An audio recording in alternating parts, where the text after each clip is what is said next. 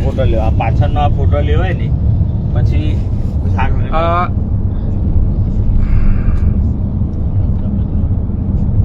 ડેડિયાપાડા લઈ જવાથી આ સરકારી જે બસો છે એનો ઉપયોગ થઈ રહ્યો છે.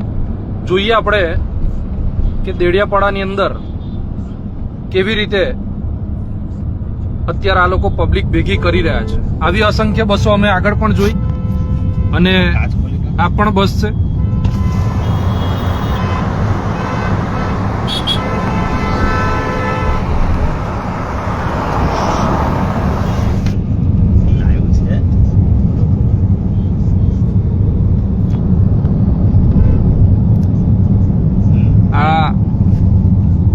આ જુઓ સરકારી બસોનો ઉપયોગ કઈ રીતનો થઈ રહ્યો છે.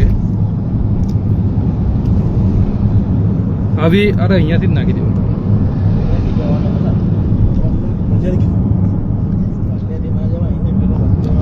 અસંખ્ય બસો આવી અમને રસ્તામાં મળી. આજે પહેલા તો આપણે શરૂઆત એ કરવી છે કે ચાલો નેત્રંગ. આજે નેત્રંગ જઈ રહ્યા છે અમે તમામ લોકો. આ તમામ લોકો અત્યારે અમે નેત્રંગ અત્યારે જઈ રહ્યા છે. એક બાજુ દેશના વડાપ્રધાનનો પ્રોગ્રામ, એક બાજુ એક ધારાસભ્ય ચૈતરભાઈ વસાવા અને આદિવાસી સમાજનો અવાજ એવા જનનાયક ચૈતરભાઈ વસાવાનો પ્રોગ્રામ નેત્રંગ ખાતે.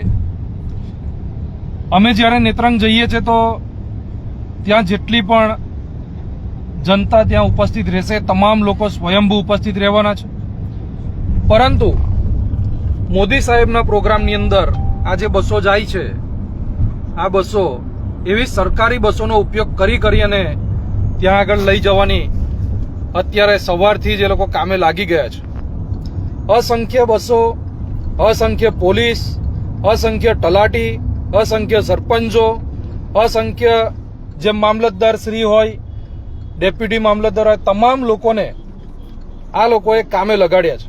એટલે સરકારી તંત્રનો પૂરેપૂરો ઉપયોગ કરી અને એક ધારાસભ્યની સામે એમને મેદાને ઉતારી દીધા છે.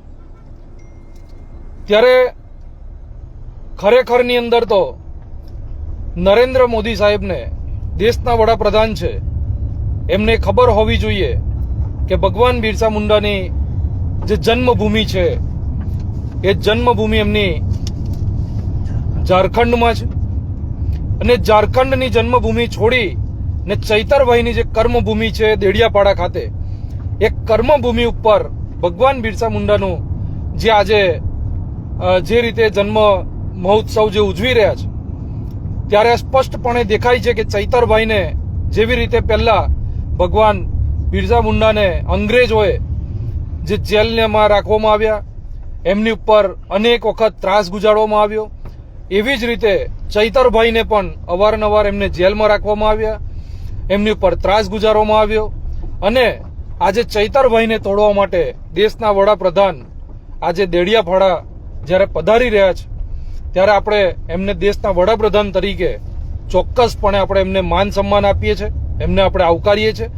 પરંતુ આજના દિવસે જ કેમ એમને જો ખરેખરમાં આદિવાસી જનતા માટે સંવેદનશીલતા હોય તો એમને ખરેખરની અંદર તો જે આદિવાસી પ્રશ્નો છે, જે સ્કોલરશીપ માટે જે એમના બાળકો આજે ભટકી રહ્યા છે, સ્કોલરશીપો એમના નેતાઓ જે બારોબાર જે રૂપિયા ખાઈ જાય છે સ્કોલરશીપના નામે, જે સીટો બારોબાર વેચી દેવામાં આવે છે, એ જગ્યાએ એમને કામ કરવું જોઈએ.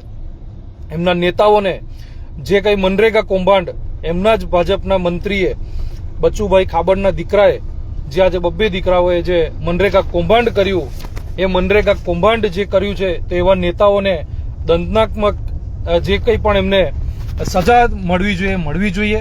પરંતુ આજે એમ ન કરી અને તમે વિચારો કે ચૈતરભાઈની જે કર્મભૂમિ છે એમને એક તો જેલમાં રાખવામાં આવ્યા, જેલમાંથી 88 દિવસ પછી જ્યારે બહાર આવ્યા, આજે ચૈતરભાઈને એમના વિસ્તારથી એમને દૂર રાખવામાં આવે છે. 1 વર્ષ જેટલું એ એમના વિસ્તારમાં નહીં જઈ શકે, ડેડિયાપાડામાં નહીં જઈ શકે. અને એવા સમયની અંદર આજે ડેડિયાપાડામાં જ્યારે પ્રધાનમંત્રી શ્રી આજે પધારી રહ્યા છે, એ સ્પષ્ટપણે દેખાય છે કે ચૈતરભાઈની જે વોટ બેંક છે એ તોડવા માટે અને ભાજપની અહીંના જે સ્થાનિક નેતાઓ છે એમનામાં એટલી તાકાત નથી કે ચૈતરભાઈને સામે હડાવી શકે અને લડત આપી શકે. અને ગુજરાતનો એક એવો મંત્રી નથી કે જે ચૈતરભાઈની સામે માત આપી શકે. અને એ જ ડરથી આજે દેશના વડાપ્રધાનને આજે એમની સામે અહીંયા આજે દેડિયાપાડા ખાતે એમને ઉતારી દીધા છે મેદાને. ત્યારે આજે આદિવાસીની તો જે રીતે ચૈતરભાઈએ ગઈકાલે પણ કીધું, પરમ દિવસે પણ કીધું કે જે રીતે જો ચૈતરભાઈએ કીધું એ રીતે કે દેશના વડાપ્રધાનને ખરેખર જો આદિવાસી સમાજની લાગણી હોય અને જો આદિવાસી સમાજ પ્રત્યે જો એ સંવેદનશીલ જતાવતા હોય અને જો ખરા અર્થમાં આદિવાસી સમાજ માટે જો આવતા હોય તો યહામોગી માતાનું જે મંદિર છે એ મંદિરે જઈ અને એમને જે ચૈતરભાઈએ કીધું એ રીતે કે એમની જે પરંપરા છે એ પરંપરાને નિભાવવી જોઈએ. એમને બકરો અથવા મરઘો સાથે જ એમને દારૂની બોટલ આપણો જે મવડાની જે બોટલ છે એ એમને લઈ જવી જોઈએ. મવડો ત્યાં આગળ લઈ જવો જોઈએ અને એમને જે કંઈ પણ શણગાર છે એ એમને લઈ જવો જોઈએ. પણ આ ફક્ત ને ફક્ત એમની પોતાની વોટ બેંક ટકાવવા માટે હજી સુધી આ ભાજપ એમની જે નીતિ છે એ નીતિથી પલટતું નથી અને એમની એ જે નીતિ છે કુનીતિ કહેવાય એને, એ કુનીતિની સાથે જે આગળ વધી રહ્યા છે. ત્યારે આદિવાસી સમાજે પણ હવે એ બતાવી દેવાનું છે કે આપણે કુનીતિ નહીં અને અનીતિ નહીં પરંતુ આપણે નીતિથી ચૈતરભાઈ સાથે રહી અને નેત્રંગનો પ્રોગ્રામ આપણે સફળ બનાવવાનો છે. આવો આપણે સૌ ભેગા મળી ને નેત્રંગ ભેગા થઈએ, મોટી સંખ્યામાં ઉપસ્થિત રહીએ અને બતાવી દઈએ કે ચૈતર વસાવવાની તાકાત શું છે અને આદિવાસી સમાજની તાકાત શું છે. એ આપણે સૌ ભેગા મળી અને આપણે નેત્રંગ ખાતે જે મોટી સંખ્યામાં જ્યારે આપણે કોઈ પણ પ્રકારે ના તો પોલીસનો ઉપયોગ કર્યો છે, ના તો આપણે કોઈ તલાટીનો ઉપયોગ કર્યો છે, ના તો કોઈ મામલતદારશ્રીનો ઉપયોગ કર્યો છે કે ના આપણે કોઈ સરકારી વાહનોનો ઉપયોગ કર્યો છે. આ ભાજપ એટલી હદ સુધી સરકારી વાહનનો ઉપયોગ કર્યો છે કે દેડિયાપાડા ખાતે હમણાં 2 દિવસ પહેલા જ્યારે પીએમને આવવાની તૈયારી ચાલે છે અને એની જે સાફ સફાઈની કામગીરીની જે લેબર વર્ક હતા એ પણ એમ્બ્યુલન્સની અંદર ભરી અને આ લોકો લેબર વર્કને લઈ જતા હતા. એટલે તમે વિચારો કે આદિવાસી વિસ્તારોની અંદર જ્યારે કોઈનું મૃત્યુ થાય અથવા કોઈને રાત્રે ઇમરજન્સીમાં એમ્બ્યુલન્સની જરૂર પડે તો એમ્બ્યુલન્સ નથી મળતી, પરંતુ દેશના વડાપ્રધાન આવે છે તો એમના માટે બધી જ સુવિધાઓ ઉપલબ્ધ થઈ જાય છે.